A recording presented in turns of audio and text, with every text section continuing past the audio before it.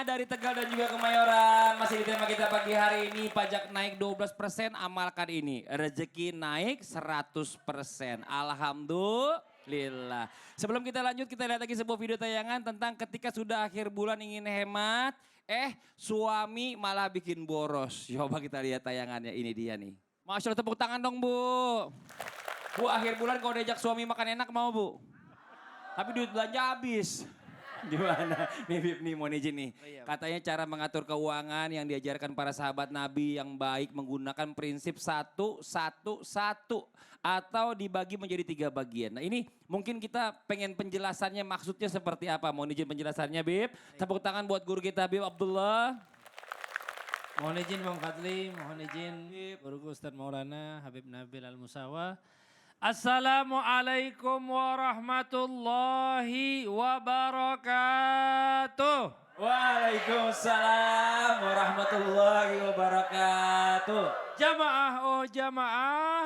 Alhamdulillah. Alhamdulillah Rabbil Alamin. Allahumma salli wa sallim ala Sayyidina Muhammadin. Allahumma salli Wa ala alihi wa sahbihi ajma'in. Wa alaina ma'ahum wa fihim birahmatika ya arhamar.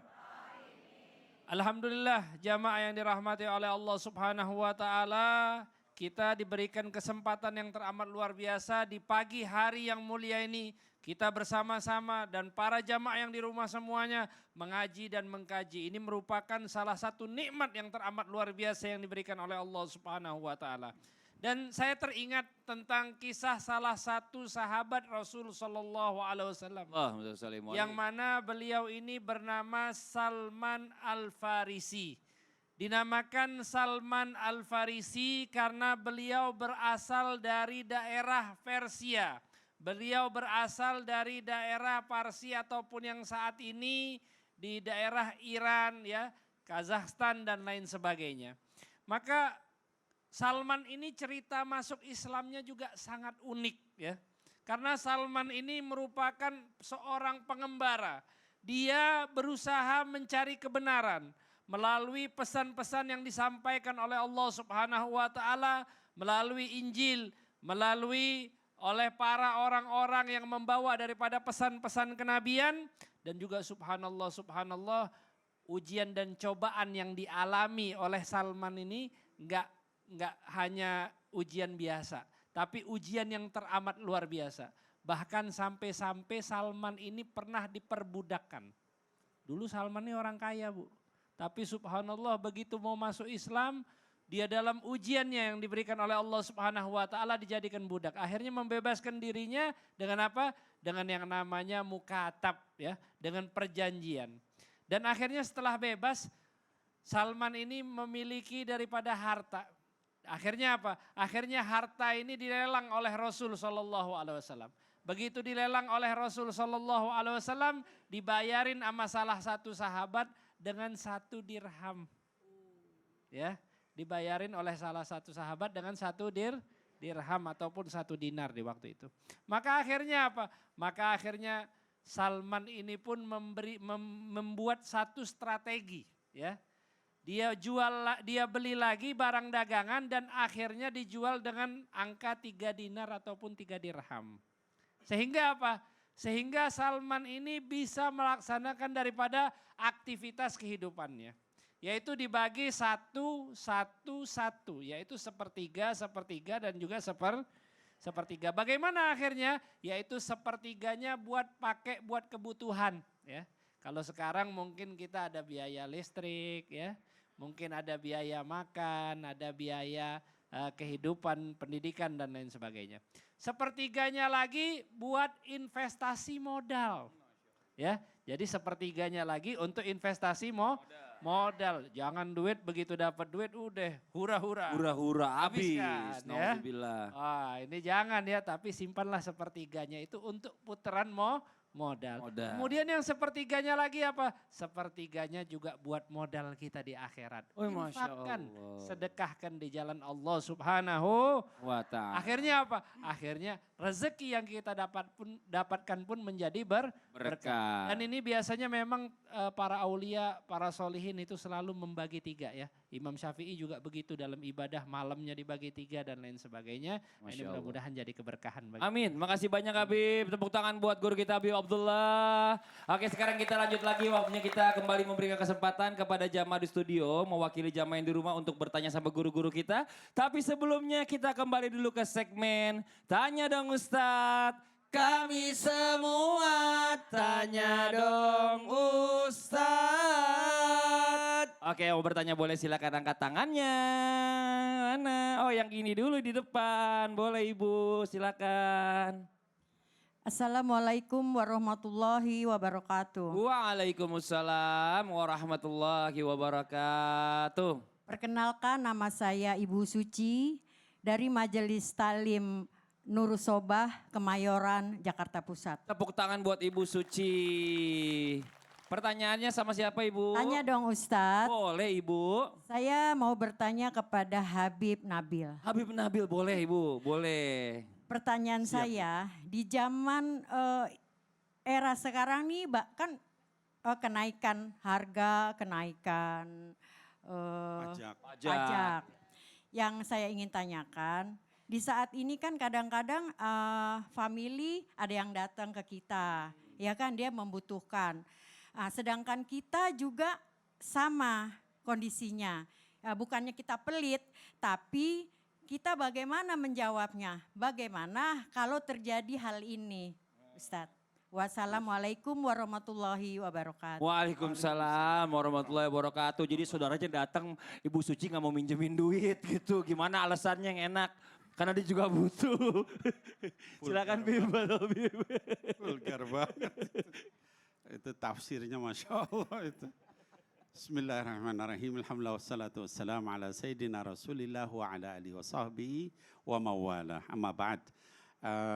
Ustadz Maulana, Habib Abdullah, Ustadz Fadli dan juga para pemirsa yang dimuliakan Allah. Tadi pertanyaannya bagaimana kondisi lagi susah, keluarga datang terus gitu ya minta bantuan. Jadi begini, pertama saya ingin sampaikan bahwa yang berhak pertama kali ditolong itu sebelum nolong orang lain keluarga dulu, ya. Di dalam surah Al-Baqarah Allah sebutkan di situ, ya, yas'alunaka madza yunfiqun, ya. Mereka bertanya kepadamu wahai Muhammad tentang apa yang harus diinfakkan, dinafkahkan. Qul ma anfaqtum min khairin falil walidaini wal aqrabin wal yatama wal masakin wa ibnis sabil. Kata Allah Subhanahu wa taala, katakan kepada mereka semua, ma anfaqtum min khairin, apa-apa yang kalian infakkan dari hal-hal yang baik, uangkah, barangkah, hadiahkah, maka hendaknya falil walidain, nomor satu adalah kepada orang tua kita, ya Bu. Jadi kalau kita mau ngasih bantuan tuh jangan milih ke orang lain dulu. Kepada siapa dulu? Orang tua kita dulu, keluarga, ya. Walil walidain. Setelah walidain wal aqrabin, lalu kepada keluarga dekat, ya. Ada banyak orang dia kepada anak yatim rajin, kepada orang miskin rajin, tapi justru kepada keluarganya sendiri pelit. Nah, ini dilarang sama Allah Subhanahu wa taala. Mulai infak itu di rumah dulu, suami, istri, anak itu, setelah itu kepada orang tua, kemudian setelah itu kepada orang kerabat dekat, keluarga kita, baru yatama, masakin, yang lain sesuai urutan ayat itu. Nah, kemudian bagaimana dalam kondisi lagi berat? Ya, tadi saya katakan ya, hendaknya ketika berinfak kita sesuai dengan kemampuan, ya. Ladina idza anfaqu lam yusrifu wa lam yaqturu. Tidak kemudian dia berlebihan, tidak berkurang-kurangan. Jadi begitu Mas Fadli. Jadi pertama kepada keluarga. Pada keluarga. Ya serumah, kemudian setelah itu orang tua, lalu keluarga dekat. Jangan keluar dulu, keluarganya malah dibiarkan. Kalau ada butuh, duit Betul pas-pasan, cari yang terdekat dulu. Persis sekali, Tiba-tiba orang jauh minjem, ntar dulu dekat masih banyak mau minjem gitu ya. Makasih banyak Habib. Sama-sama. Masya Allah, jazakallah khair ilmunya. Tepuk tangan buat guru kita, Habib Nabil Musawa. Oke, satu orang lagi kita kasih kesempatan yang mau bertanya, angkat tangannya. Wah, cepet banget yang di atas nih nunjuknya, paling tinggi. Silakan berdiri Bu, perkenalkan dirinya. Assalamualaikum warahmatullahi wabarakatuh. Waalaikumsalam warahmatullahi wabarakatuh. Perkenalkan, nama saya Putri dari Al-Mutazam, Pecabean, Tegal. Oke, tepuk tangan buat Mbak Putri. Izin bertanya sama Habib Siapa nih? Abdullah. Habib Abdullah, ya Allah boleh. Ojo kayak iye. Apa? Siap. Iya. Saya mau bertanya, Iya. Pertanyaan apa Mbak? Ya Allah. apa ya? Saya suka kesel sama suami saya Ah. karena selalu beli barang tapi nggak pernah bilang sama saya. Oh gitu. Terus? Terus- Saya tahu itu keperluan pribadi suami saya. Oh iya. Itu aja. Atau hobi suami saya juga. Ah.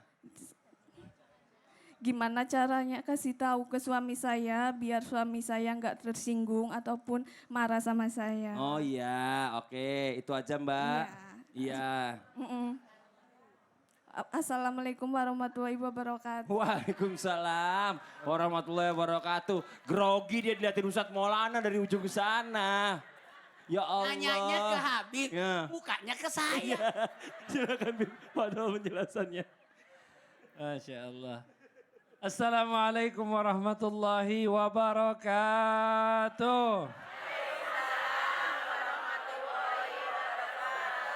Subhanaka la ilma lana illa ma 'allamtana innaka antal alimul hakim. Rabbi syrah li sadri wa yassir li amri wahlul 'uqdatam min lisani yafqahu qawli.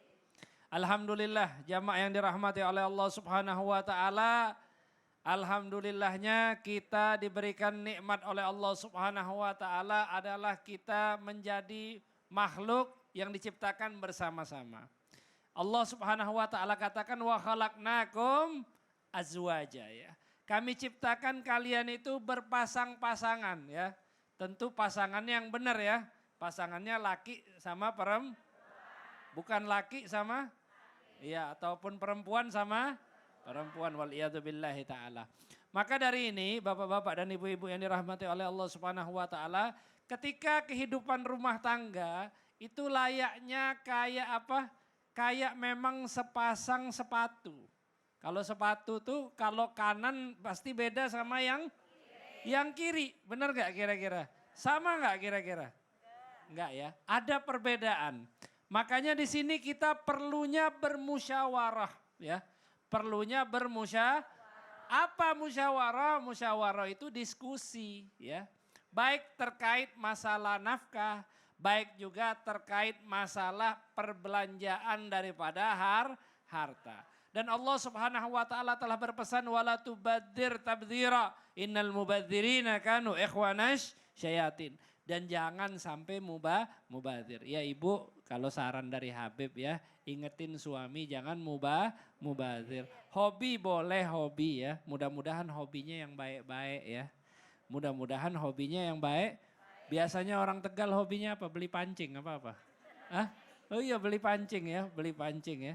Biasanya beli pancing ya, ada pancing yang gini doang bisa langsung panjang ya. Subhanallah ta'ala ya. Tapi yang perlu kita ingatkan adalah jangan sampai mubadzir. Boleh nggak beli hobi? Boleh. Niat juga ya, niat dengan hobi tersebut agar apa? Agar mudah-mudahan Allah Subhanahu wa taala berikan kesenangan bagi kita agar kita semangat dalam beribadah kepada Allah. Amin. Bib, Ya. saya curiga Kenapa? ibu itu suka ngomel-ngomel sama suaminya. Enggak. Sehingga suaminya kalau mau beli sesuatu gak ngomong-ngomong. Kata suaminya lebih baik minta maaf daripada minta izin. Enggak, kalau saya lihat ibu itu tadi, ibu itu sering dibohongin. Hah? Mukanya gampang dibohongin soalnya. Iya. Ya Allah, makasih banyak guru-guru kita. Nah sekarang waktu kita mendengarkan kesimpulan dari guru kita Ustadz Maulana. Fadhil Ustadz. Kesimpulan dari tema kita hari ini biar pajak naik 12%, amalkan ini rezeki naik 100%. Di antara amalan-amalan itu adalah salat duha, kemudian membaca surah Al-Waqiah di malam hari, kemudian jangan lupa bersedekah, perbanyak istighfar, lakukan zikir pagi petang dan jangan lupa berdoa. Ketahuilah mencuri perhatian Allah yang kita butuhkan bukan dari banyaknya, tapi banyaknya yakni keberkahannya. Meskipun banyak, tapi kalau tidak berkah itu percuma juga. Sehingga ada namanya istidraj. Ini yang membahayakan buat kita. Karena mohon maaf tanpa menggurui, jangan pernah mengeluh.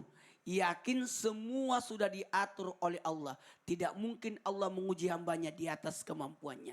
Meskipun pajak naik, tapi uang ada kan aman.